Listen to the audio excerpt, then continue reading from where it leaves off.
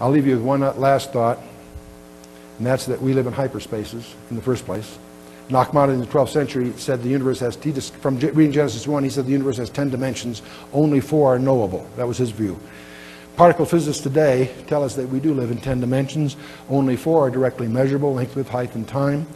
6 are curled in less than 10 to the minus 33 centimeters. If you look at our thing, Learn the Bible in 24 Hours, our perception of Genesis is that the 10-dimensional universe was split into the physical and what we call the physical and spiritual realms. And many of the things we may be experiencing may be trans-dimensional phenomenon. David Bohm was a protege of Einstein and one of the world's most respected quantum physicists. He did landmark work in plasma physics. He believed at the subatomic level, locations cease to exist. It's like the universe is some kind of giant hologram. John Bell, back in 1964, formulated a mathematical approach to demonstrating, to explore the possibility of non-locality. There wasn't the technology then, but in 1982, Alan Aspect and his colleagues at CERN conducted a landmark experiment. They demonstrated that subatomic particles have no locality.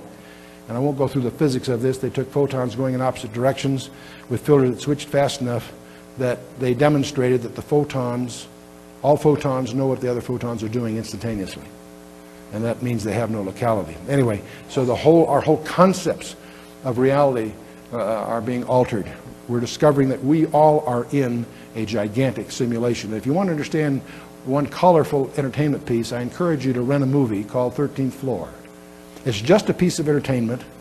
It's a clever script, I think relatively well performed, but it also gives you a whole different perspective of our own society.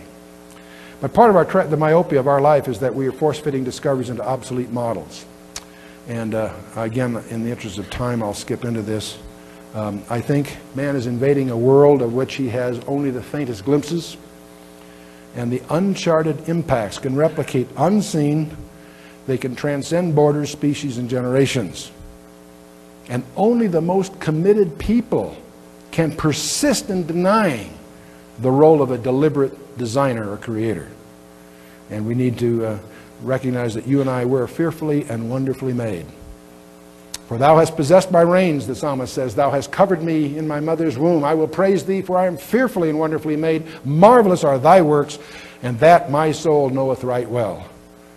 Thine eyes did see my substance, yet being incomplete, and in thy book all my members are written, which in continuance were fashioned, when as yet there was none of them. When did God first start dealing with you? Before the foundation of the world, Ephesians 1:4. God bless you.